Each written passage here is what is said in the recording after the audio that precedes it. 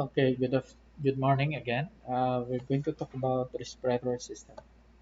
So, respiratory system composed of the upper respiratory tract and the lower respiratory tract.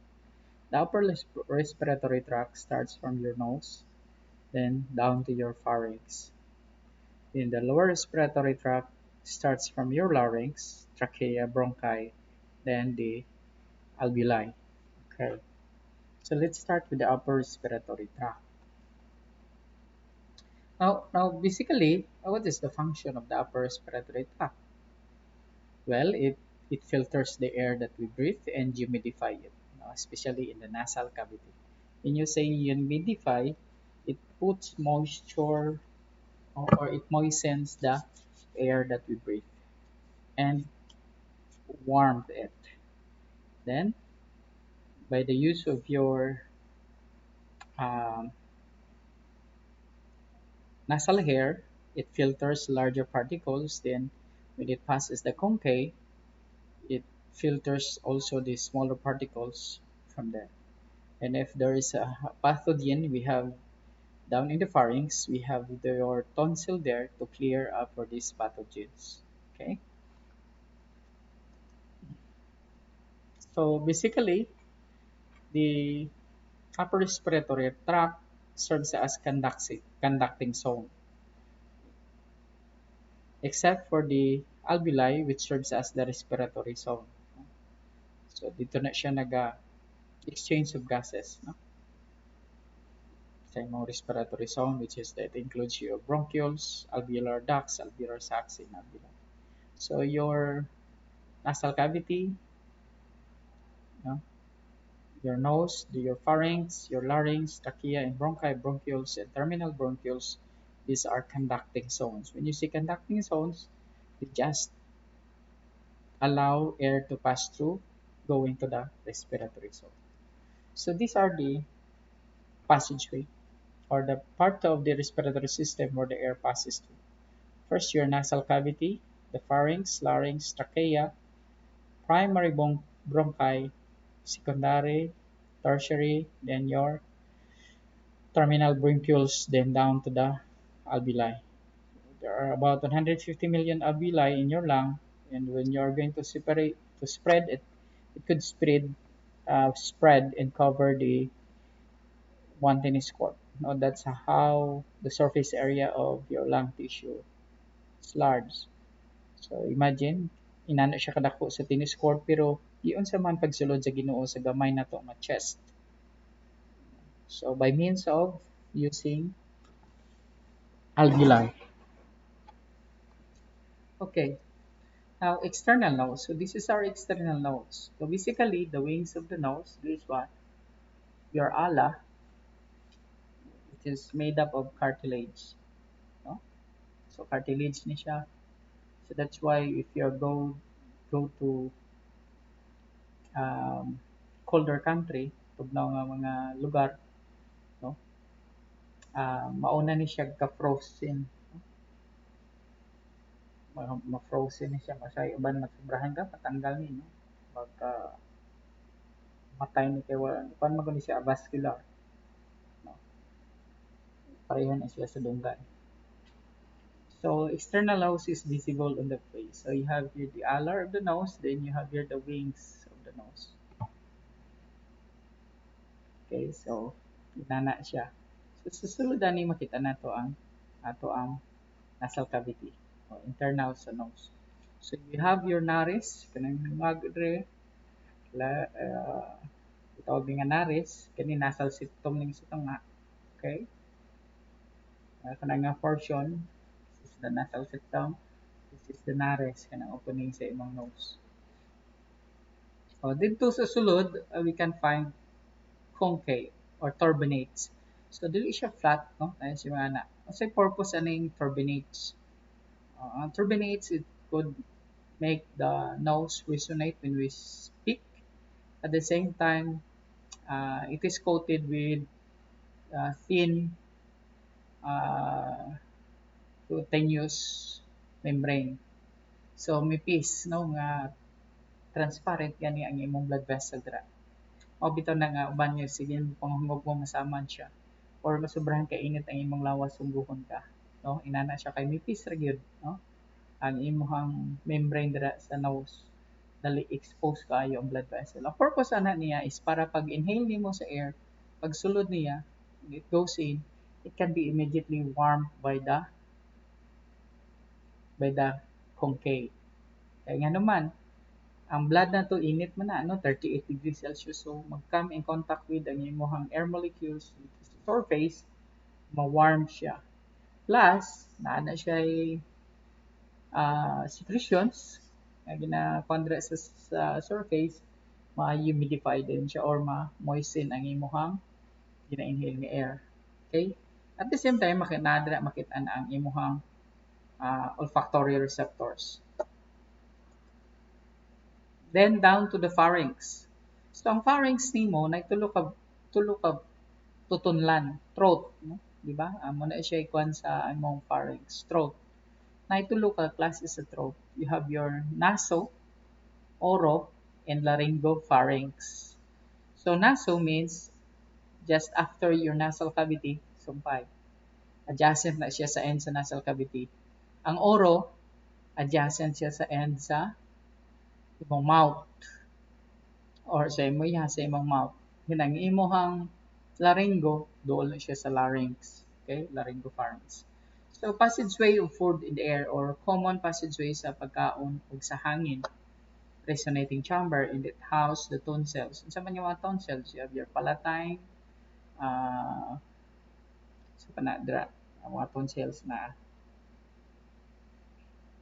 uh, daghan, no? Daghan na siya dira na tonsils nga naa diri gituyok sa imong liog. So, mano siya tulo sa imong pharynx. So, kani, um,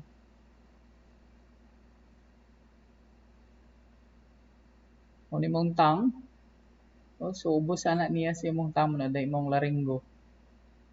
So, ang naso ni mo diri dapit siya, gisumpay ani kay nasal cavity man ni. Ito.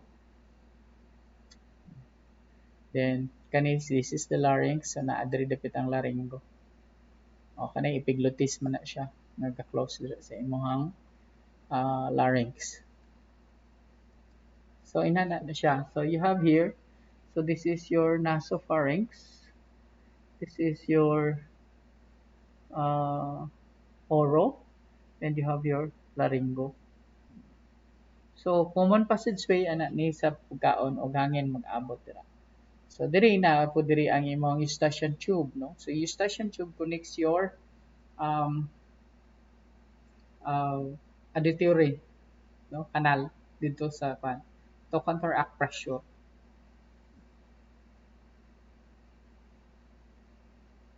So, muna siya imong nasal cavity. So, ang ihang floor ana is your hard palate or your palatine bone. Yeah? Muna ihang floor or roof na siya sa oral cavity. Muna imong tongue. So, mag-inhale ka, pag sulod sa hangin diri, maadto sa nasopharynx, down sa oro, then laryngo din diri na siya mosulod. Kay kani siya esophagus na dira. Okay. Kana siya, no? So this is your naso. So kani diri sa surrounding tissues, you have here the palatine tonsils, epiglottis, then you have here the lingual, so mana mga tonsils. So usually kung magka-sore throat ka, ang una nga magkuan is kaning imong palatine, then your lingual mag-inflame. Sakit na yun i-swallow. Kaya nga naman, imagine, na siya dira ang pagkaon, maagi na siya dira.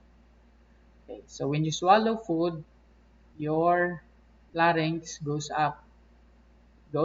So it is covered now by the epiglottis. Na mo relax na po yung muscle diri sa epiglottis nga naka-attach siya, mo-cover na siya sa larynx.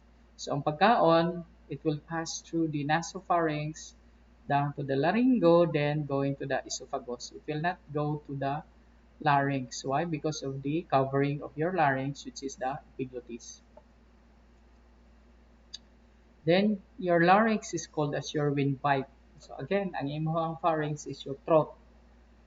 Okay? So, ang imong trachea, mo na siya yung windpipe. Ang pinaka-prominent na nga, ang windpipe mo is made up of, or trachea is made up of cartilage. So, pinaka-prominent nga cartilage is your thyroid cartilage or your Adam's apple, which is present na siya sa imong tanan. No? Pero although sa lalaki, dagko lang siya. So, mga babae lalaki na ana sa Adam, thyroid cartilage. So, below ano niya is your mga two finger from the vertex, no, or apex of your thyroid cartilage. Mga two finger dira sa ubos ana, that is your cricoid cartilage. Kanang cricoid cartilage mo siya is site for cricotomy or magbutang sila og uh, tracheostomy, no, or tube, no, mag-tube para dira ka maginhawa.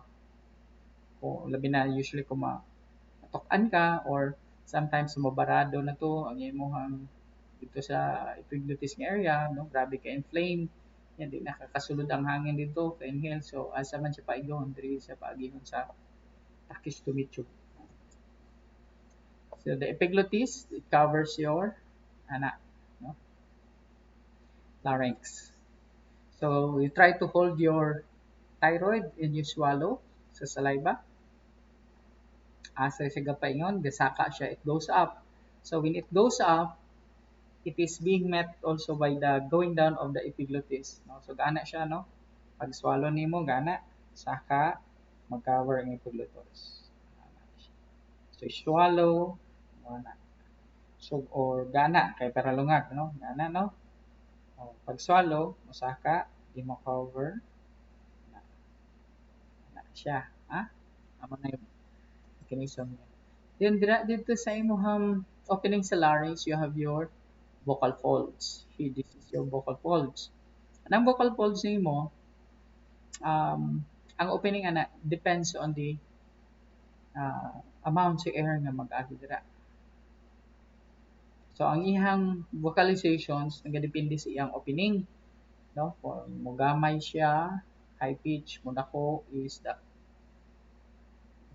mo low ang ihang pitch. So depende ni siya diri, no, sa ang vibration niya pod ang atong tingog.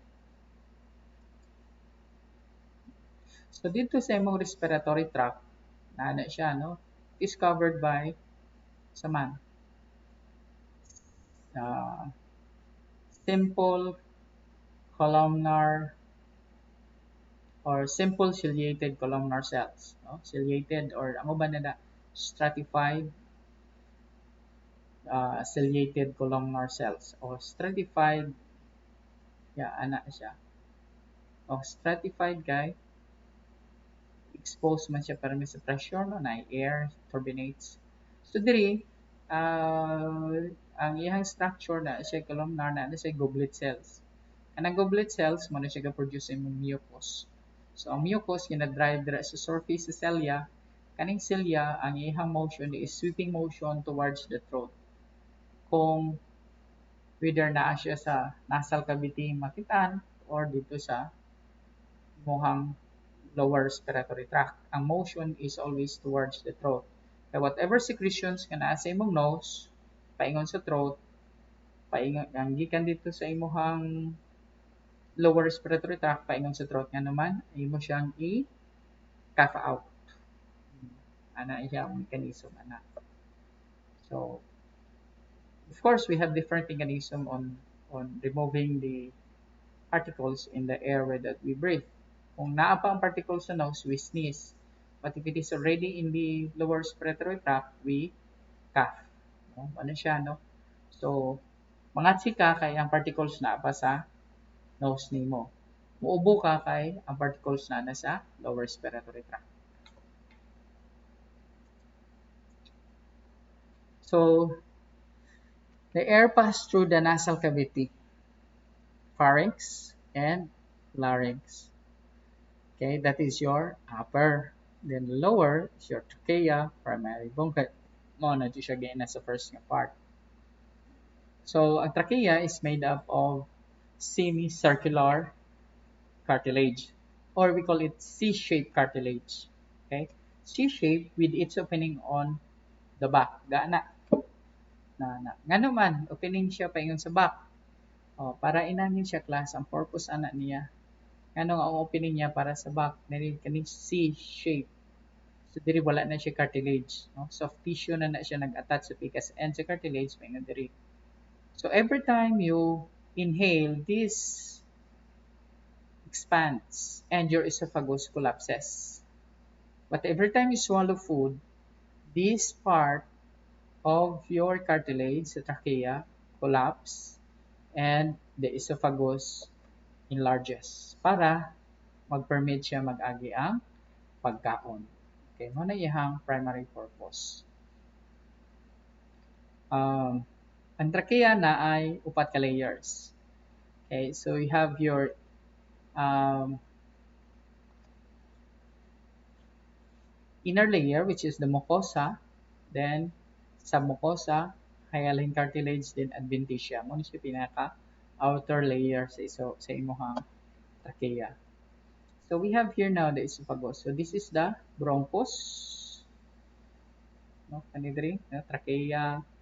Then you have your bronchus, then kani siya diri kon duwa di bronchi, no. Pero kung isa lang, bronchus. Okay. Then we have your bronchioles, paingon na siya. Kani siya, ang pinaka-prominent nga structure is ang ginatawag nato nga carina.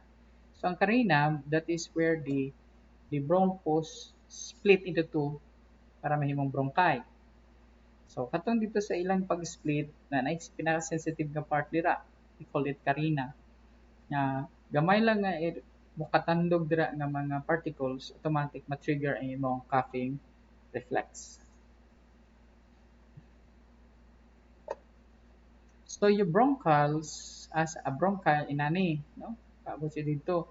So diri dapit ang imong terminal bronchioles where we can find the alveoli and at the same time sa walls alveoli na adra imong capillaries where the gas exchange happens. We call it as the external respiration. Okay? So your lung muscle is influenced by your autonomic nervous system, specifically the sympathetic and the parasympathetic.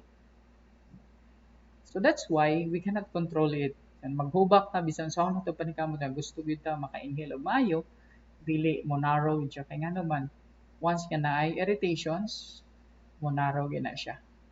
And it is controlled by smooth muscle. Nana. So, parasympathetic. So ang reaction sa sympathetic is to dilate. No? So ang mga bronchodilator, that is what? Inhibitory na siya sa effect sa parasympathetic. I-inhibit sa imuhang parasympathetic mga bronchodilators. Okay, so it reacts with this. So it will stimulate your sympathetic that will dilate the airway para kung mag-ubo ka, kaya na kay secretions mo gawas. O, in later ang paggawas na to, dili mo siya ma-irritate ang imong airway. Nana siya. So these are the conducting airway. Muna kini siya trachea, bronchoalveolar, nana. Then ang alveoli mo ay responsible sa pag gas exchange. Muna yung appearance sa alveoli, so murag mga fruit, grapes, bunga sa grapes. May nana siya. So ang imong cells dira sa imong alveoli is a simple squamous. When you say simple, single layered cells. Okay? At first, ang iyang appearance is simple cuboidal. Pero kung masulan na siya sa hangin, ma-flatten na siya, may siyang simple squamous. Actually, squamous rin na siya. Single layer. Kaya nga naman, for diffusion man siya.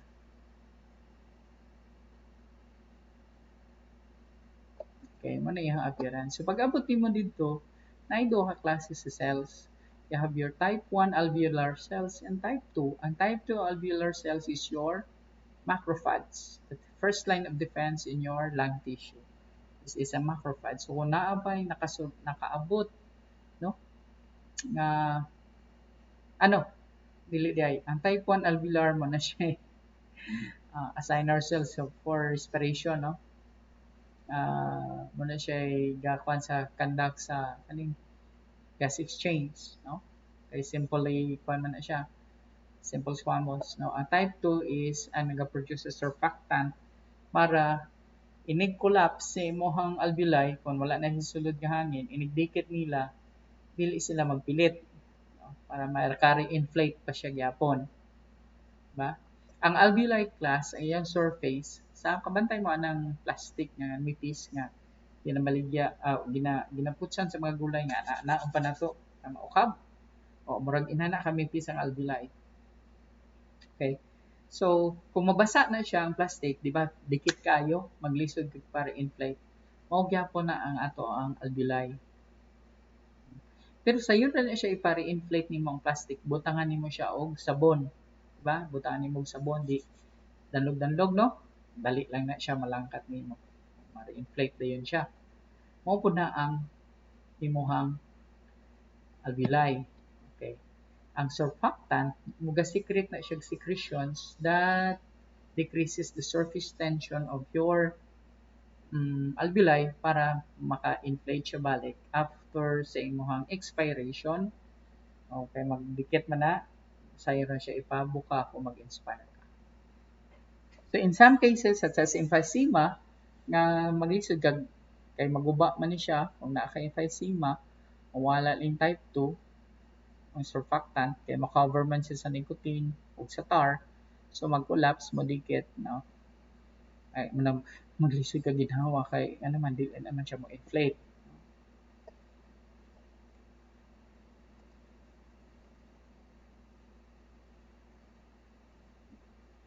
Then you have your alveoli macrophages, or we call it as dust cells. Okay, dust cells like kanang doon ako. Okay, so muna siya macrophage, no? Kaning inani. Kapangaon og dust, from the word dust, simple. Mga dust particles. So ang lungs nato, ano siya blood supply? Have your pulmonary arteries that carries oxygenated blood, deoxygenated from the right side of the heart to the lungs for oxygenation. Napag na siya bronchial arteries, which is branch from the aorta that delivers oxygenated blood to the lungs. This is separate from pulmonary arteries. Kaya ang pulmonary arteries, igo na siya magdala sa deoxygenated blood para ma-oxygenate, para balik na yun sa heart to siya nga blood. Dili to siya mosulod gyapon sa lungs. Dito gito siya sa heart. Paggawas niya to sa left ventricle, ang blood niya ipump sa imong paingon sa aorta, na siya ay vessel, tinatawag na itong bronchial artery, kaya paingon dito sa lungs para masupplyan og oxygen ang lung tissue. So ang lung tissue, dili siya pareha sa heart, no? Dili sila ka-absorb oxygen directly. No? No, para inarish na lang ang ilang kaugalingon, dili. Tanan-tanan nga blood, kailangan mo agi pag-heart para ipump pagawas para ma-distribute. Okay?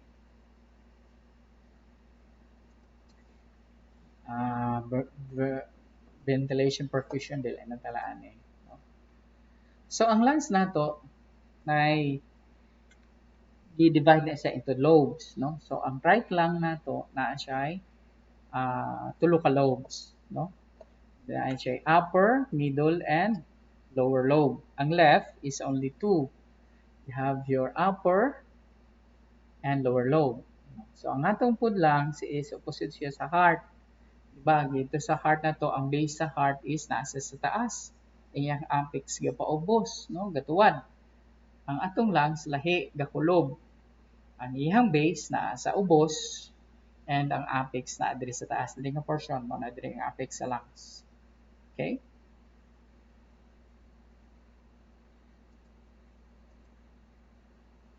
No, inana siya. So, ang apex sa lungs is level siya sa first rib, no? Diri sa posterior. Kaya ang ribs nato medyo slightly elevated na siya diri sa likod. Ang gaana man na siya gapa bus, no? Gamay. Ang iyang position sa ribs. So, apex sa ana. Ano diri ang base? So, ang left lang nino, upper lobe and lower lobe. Ang right, na siya upper, middle, and lower lobe. So, ang imong lungs, gi-envelope na siya sa, gisulod na siya sa pleural cavity. Anang pleural cavity na siya two layers sa membrane. You have here the parietal pleura, which lines the wall of the thoracic cavity, and the visceral pleura, which adheres to the lung tissue. So in between sa pleura na siya gitawag pleural fluid, which lubricates para ang lungs nato maka-move siya, no?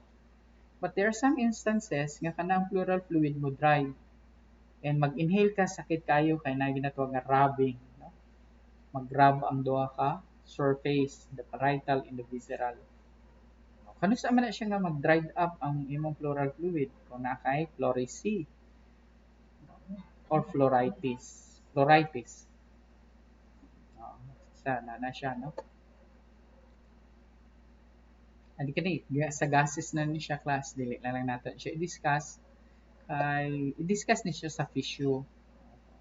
And fun nga i-discuss ni siya ni Ma'am Jelsa, no?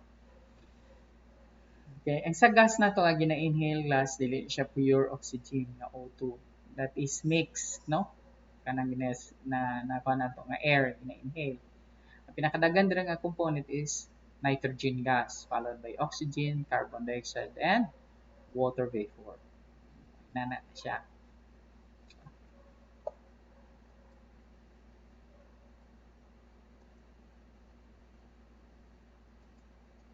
Kailan na ako na siya discuss ka sa siyempre kung din ako na discuss kailan na ako na siya i-part sa exam, di ba? Lalang i-part na ako na siya sa exam. Awa man ako na siya mag-discuss. Kay physio, mag-uni siya class physio. So ako na siya discuss is taas na, no? So separate ra na siya discussion na na. Pati ng exchange of gases. Dito ra ko sa anatomy, ha? Kanina discuss naman ako ni sa blood, di ba? Discuss na ako ni siya sa blood. Okay. Kani siya, mga O2 and CO2, oxygen concentration and CO2 concentration, makita nato na, no? Na ginabitang sa botol nato, we call that as pulse oximeter. That detects what? Detects oxygen and carbon dioxide concentration sa atong blood. So, mahibaw-an na siya kung na-decrease na ba ang blood oxygen level nimo by using that modalities.